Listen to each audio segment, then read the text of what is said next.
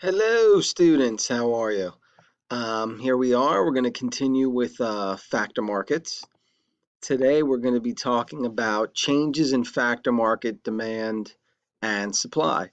So basically, similar to what we did in the product markets, talking about the shifts or the shifters of demand and supply in a factor market.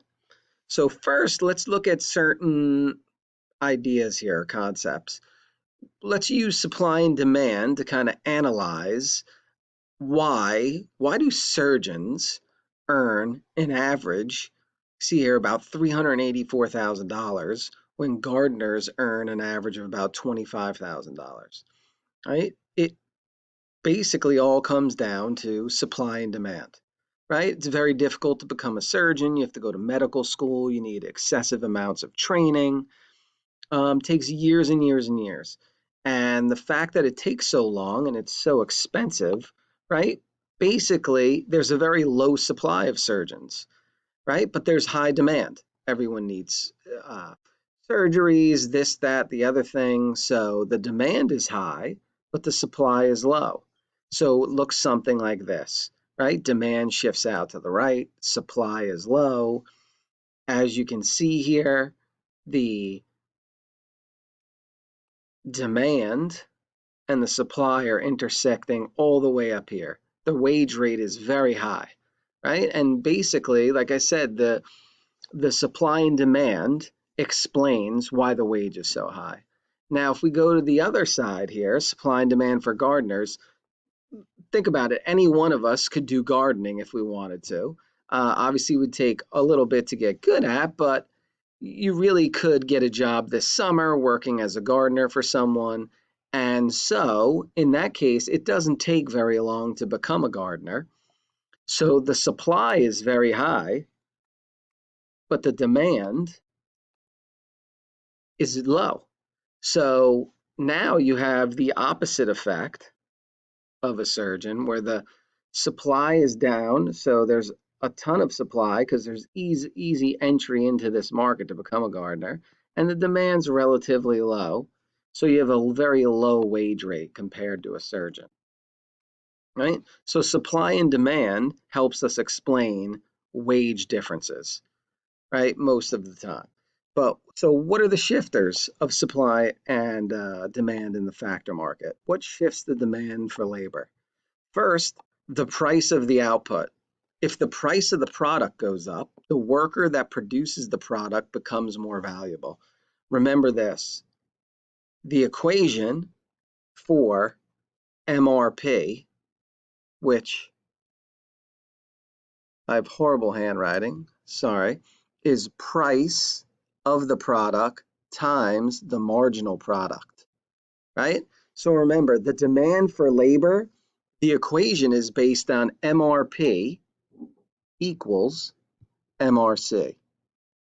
So if the MRP goes up of a worker, that would mean this is going to increase, right? So they're no longer equal. Now MRP would be greater than MRC. So now you might hire another couple workers to produce the good because the MRP increased, because the price of the product increased, right? Now, also, let's go over this concept of derived demand. Very important in the labor market, because what does derived demand mean? It means the demand for resources is derived or determined by the products they produce.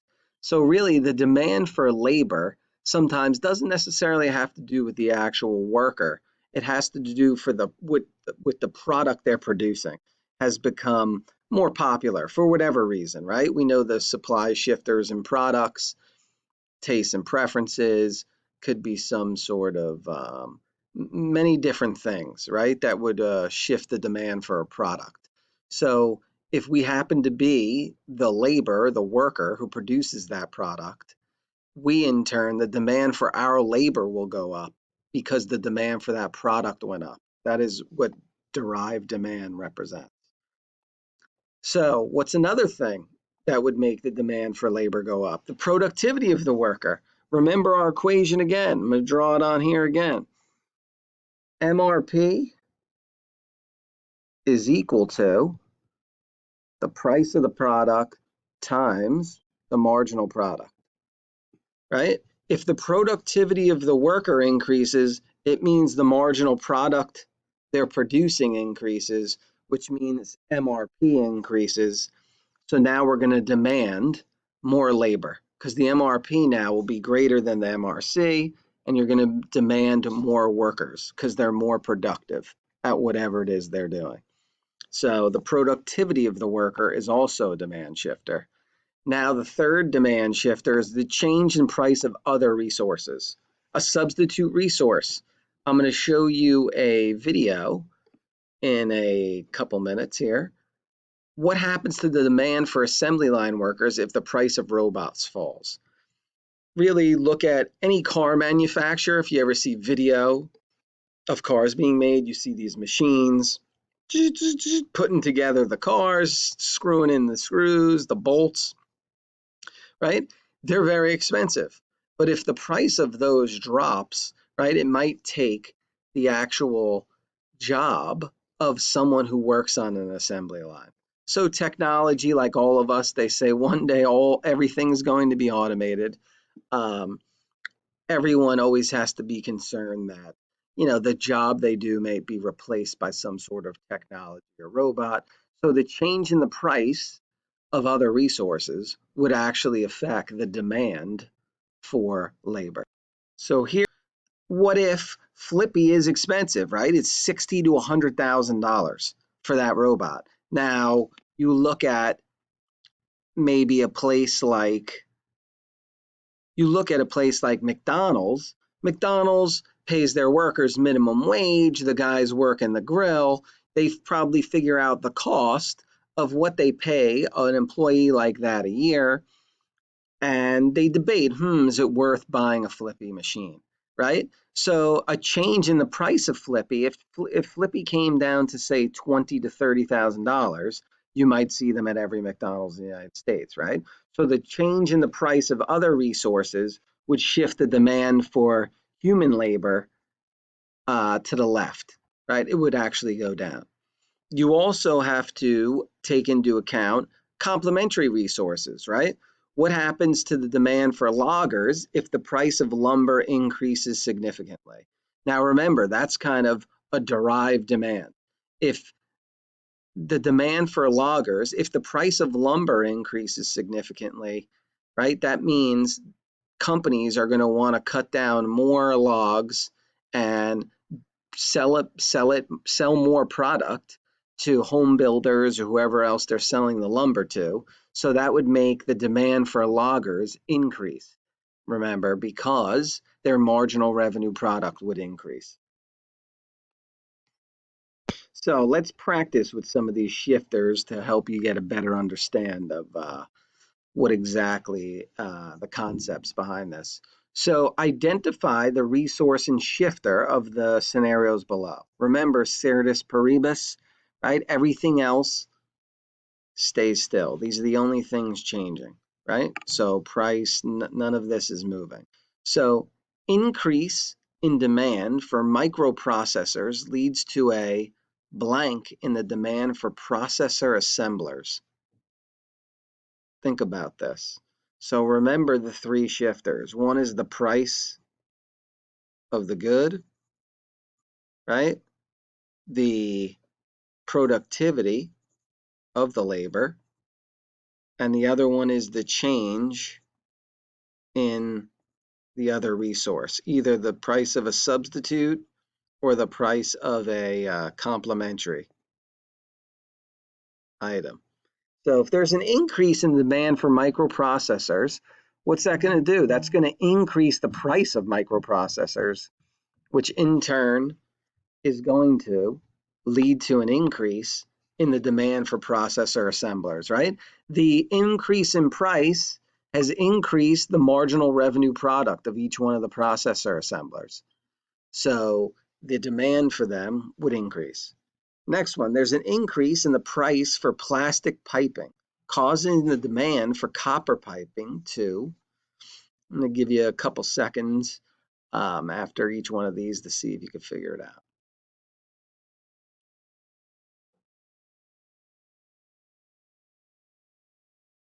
Again, this would be what? The change in some other resource. So the fact that plastic piping, the price of it increased, if you're someone, a builder who's building homes, you're going to demand for copper piping is going to increase, right? This is a change in the price of some other resource. So now the copper piping would be more in demand. Number 3, increase in demand for small homes compared to big homes leads to a blank, the demand for lumber.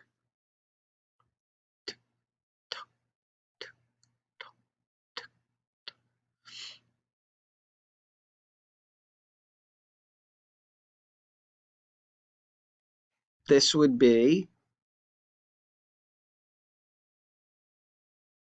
a change in price.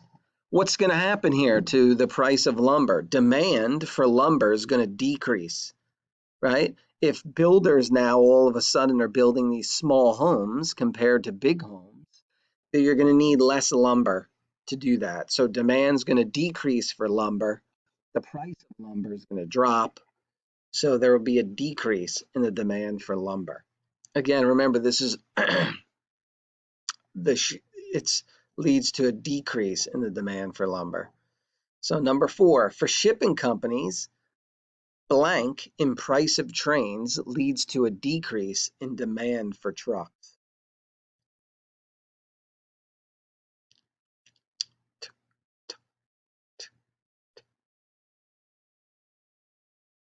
What would have to happen to the price of trains for businesses to demand less trucks?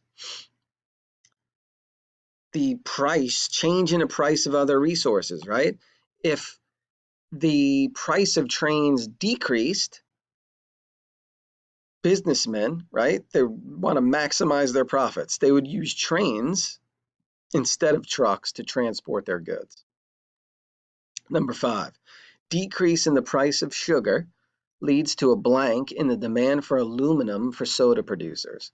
Now for this, you got to start to put one and one together here, right? What goes into soda? Sugar. And what are the cans made of? Aluminum. So if there's a decrease in the price of sugar, what's that going to do for the demand for aluminum? Remember, this all brings us back to supply and demand in the product market.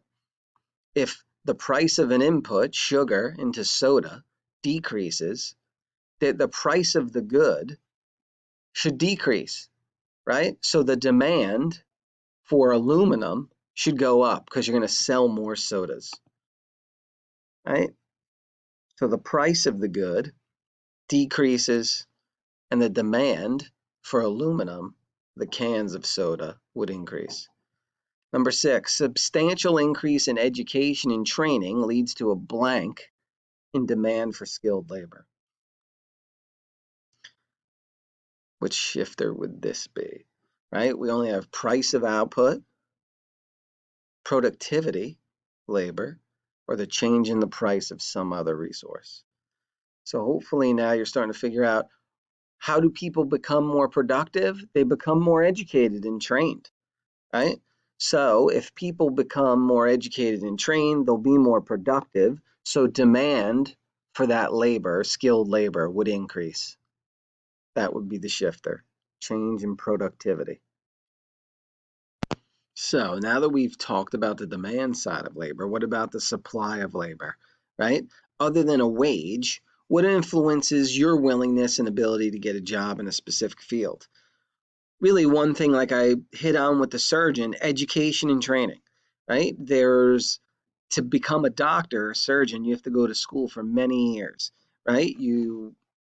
It's basically, by the time you start being a doctor and start getting paid, well, that type of salary, you'll be in your 30s, right? Now that's a lot of time to dedicate to education and training. So that might shift the supply of labor, right? That's why surgeons, the supply of them is low compared to the demand. So, and then there's other ones, right? If something, that's why there might be a ton of, who knows, something you would go to for 2 year training or some type of vocational type job. It might take you 2 years to train to become something, and there be a large supply of such a occupation, so the wage would be lower, right? So the education and training kind of decides or shifts the supply of labor in the market.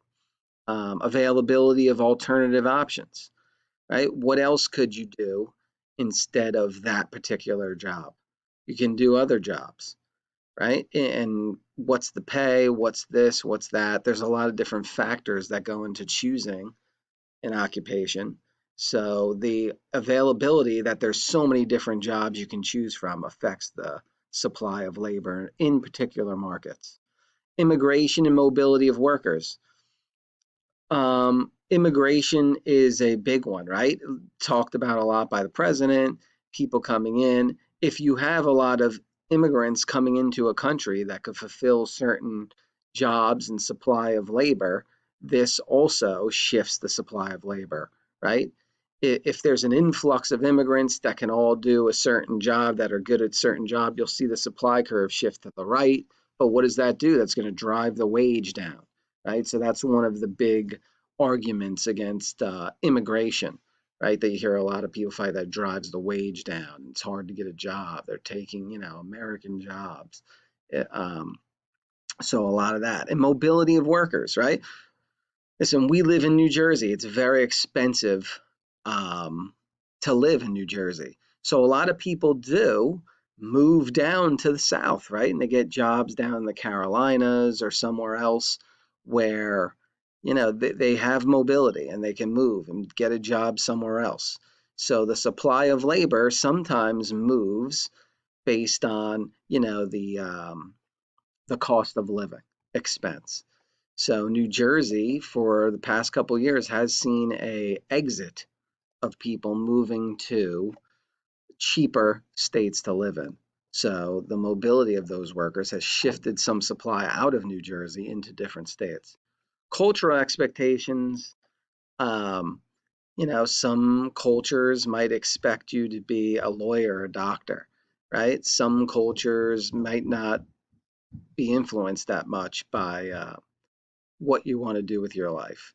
So cultural expectations will drive the supply of labor towards certain occupations and not towards others.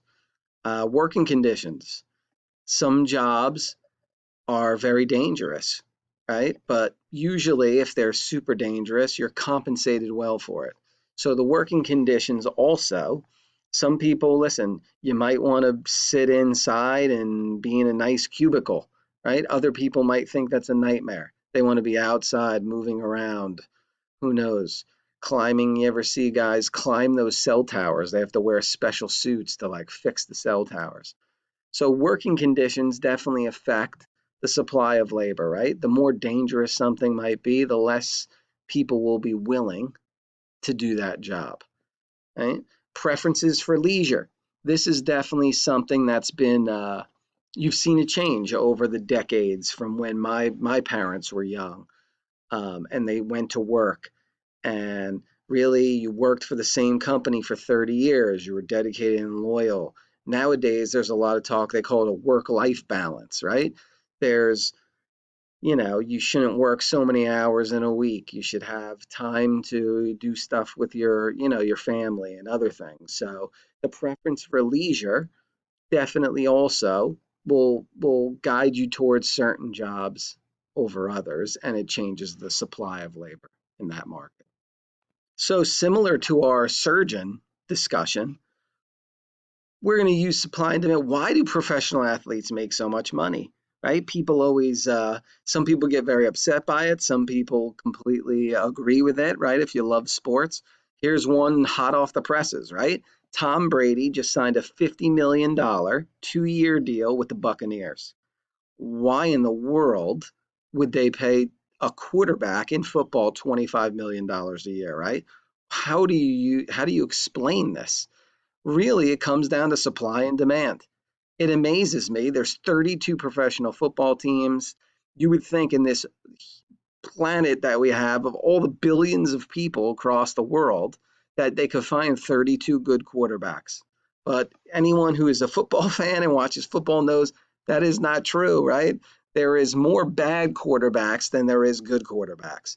So the supply is very low and the demand is 32 teams, right? Everybody wants to have a great quarterback.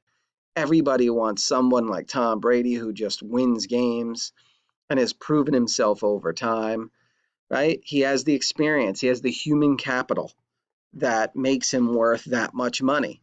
So really, people who get upset, they are not they were never taught economics and the supply and demand of the situation.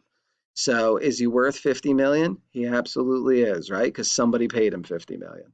So remember, it always comes down to the supply and demand for that particular labor. So let's do a little graphing practice here, your guys' favorite. So what are we going to do? A little supply and demand analysis practice here. So first, I want you to all go get a piece of paper. I'll give you a minute here, or do it on your iPad, however you want to do it. First, we're going to draw a regular market for the demand and supply of lawyers, right? Two, after I give you this scenario, you're going to identify the shifter and whether it's a supply or demand shifter, and then we're going to move the curve and you'll determine what that did to price and quantity after the shift, right? If there is a shift, right? Sometimes we trick you, try to trick you. Too smart to be tricked.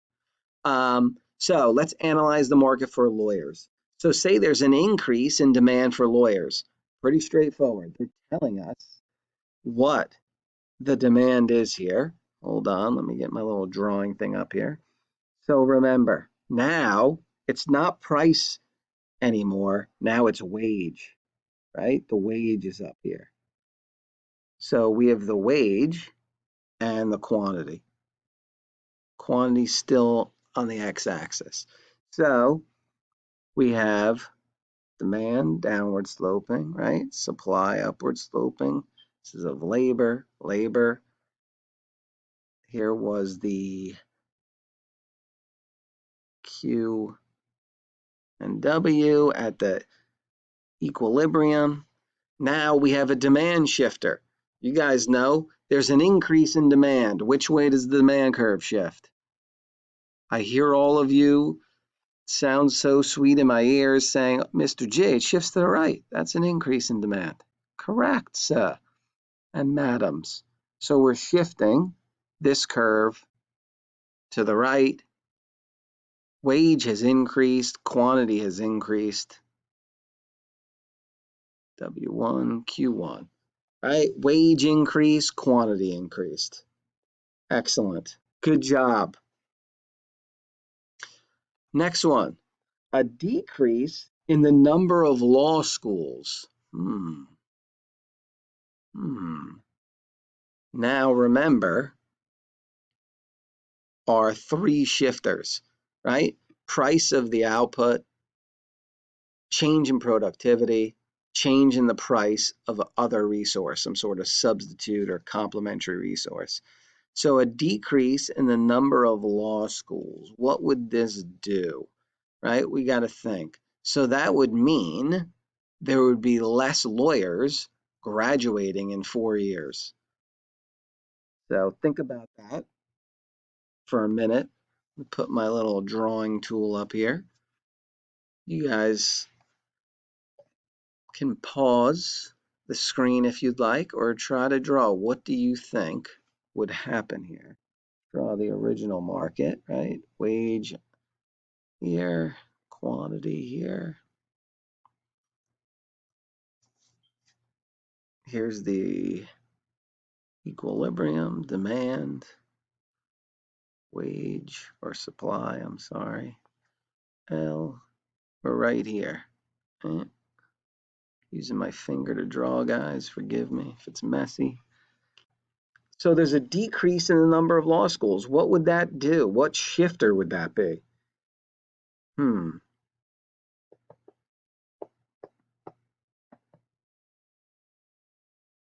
This is availability, right? Or alternate options. Who knows? People just, the number of law schools, for whatever reason, has shrunk. So this is going to decrease or a shift to the left of the supply curve, right? Supply shifts to the left.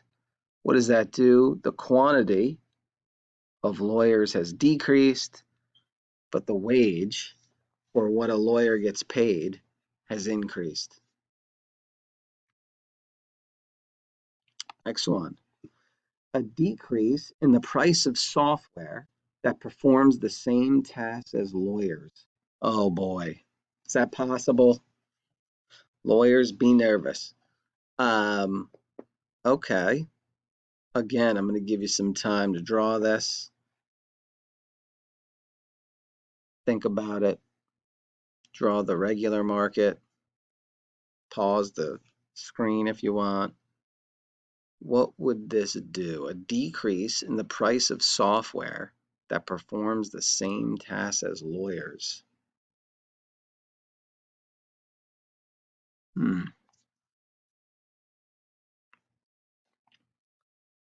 This would be a demand shifter, right? We talked about it before. Which demand shifter do you think it is as I draw this out?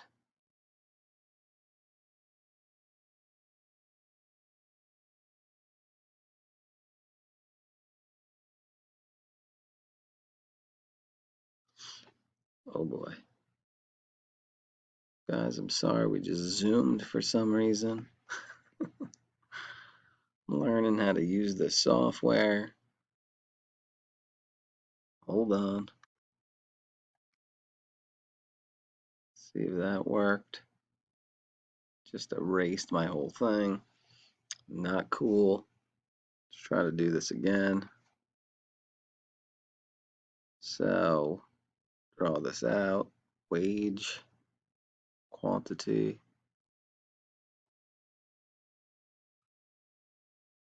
demand of labor, supply of labor.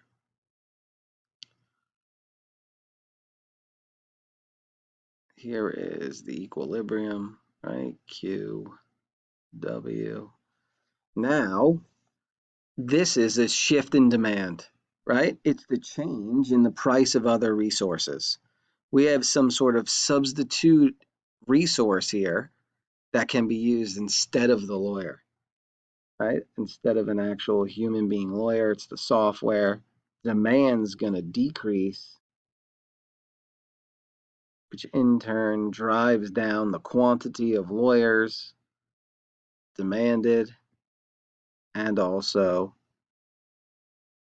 the wage they are paid.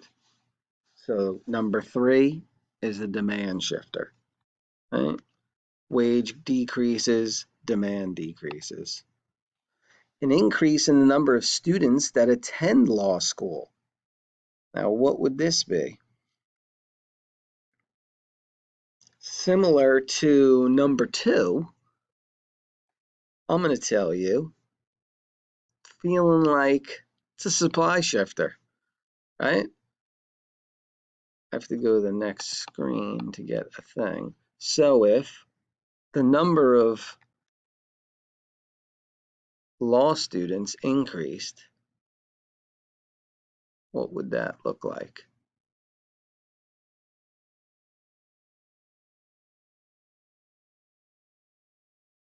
Demand to the dirt, supply to the sky.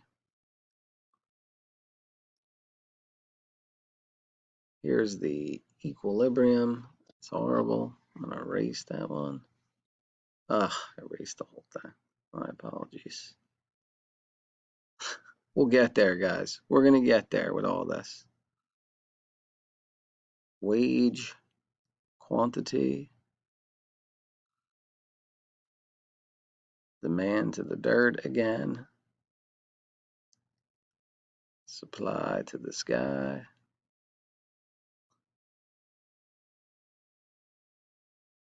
Here is equilibrium quantity and the wage at equilibrium. So now we had the number of law students increasing. So what's that going to do? Eventually they're going to graduate, which will increase the supply of lawyers and drive the wage. Quantity of lawyers would increase, right? And the wage that lawyers earn would decrease. Would be a demand or a supply shifter. One thing, we'll go to that soon.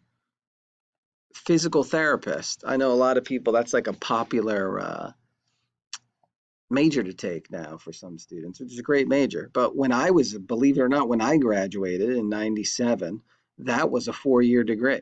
So actually you could get to be a physical therapist after 4 years of schooling. Um, they must have gotten together, all the physical therapists. They must have seen that, wow, there's just influx of physical therapists. The supply is going to grow too much. We're not going to be able to earn any money. So they got together and said, you know what? Let's make it 7 years. So they increased the education and the training to become a physical therapist to basically control the supply of physical therapists going into the market. So now they, demand a higher salary because the supply is lower. Number 5, a minimum wage of $15 an hour. What do you think? Supply, demand shifter?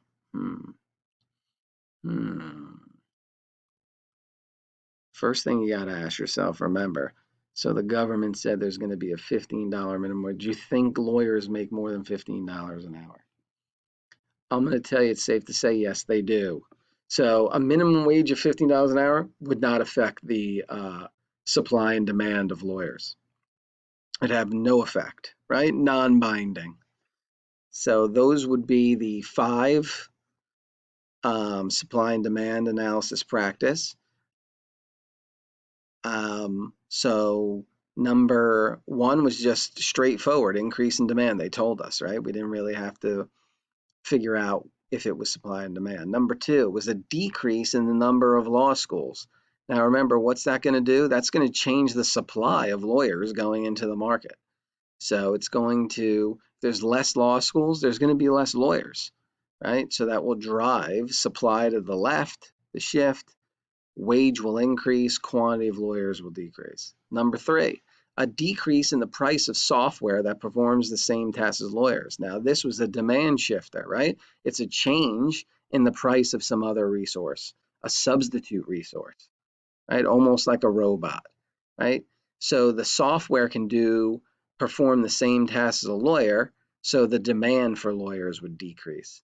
And what does that do? Quantity of lawyers would decrease and the wage of lawyers would decrease, right? Lawyers now, if you were a lawyer and that was a situation, you might find a different job, right? If you couldn't make as much money in the occupation, you find some other occupation, hopefully, that you can transition to that makes more money. Number 4, an increase in the number of students that attend law school. This is a supply shifter, right? If they're entering law school, hopefully they're graduating from law school and they become lawyers. And now the supply would increase, so it'd be a shift to the right. Quantity of lawyers has increased, but when you have the quantity of lawyers increasing in this industry, the wage unfortunately will drop, right? Because if demand's not changing, there's a lot more lawyers, they'll work for less money. Number 5, minimum wage doesn't affect lawyers. $15 an hour, they make more than $15. All right, some practice multiple choice questions from the 2013 AP exam. For a competitive labor market, an increase in which of the following will lead to an increase in the demand for labor? I'll give you a minute to ponder this question.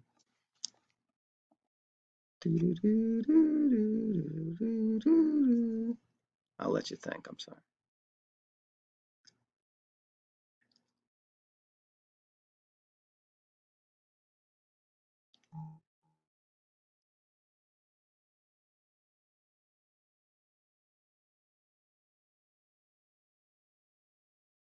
Okay, so let's go through each one of these.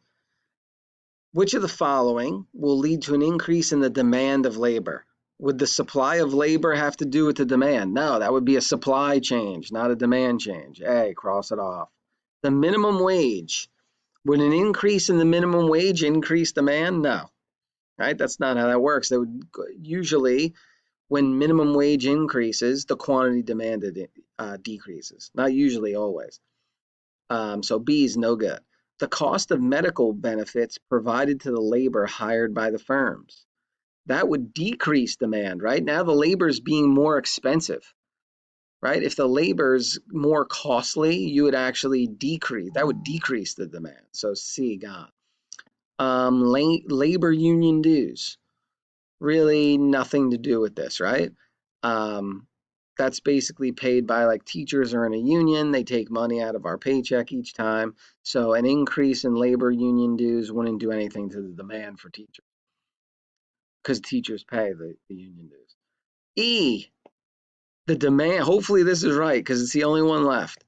An increase for competitive labor, an increase in which of the following will lead to an increase in demand for labor? The demand for the good that labor produces. Yes, right? We said that before. If the demand, it was microprocessors went up, the demand for microprocessor assemblers would go up, right?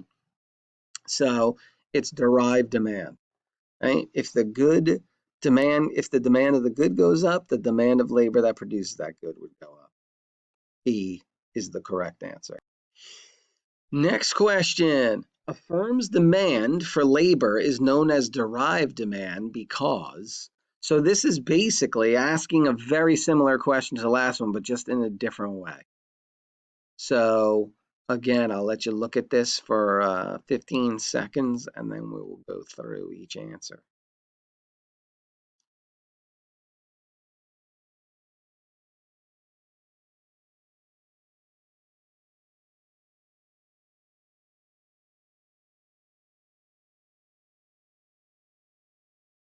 Okay, so a firm's demand for labor is known as derived demand because A, the firm gains utility from hiring more labor. No. Utility, remember, has to do with consumption of goods. That's the satisfaction we get from eating a slice of pizza, right? The utility, the utils, if you remember. So A is no good. B, the wage rate paid to workers depends on the demand for labor.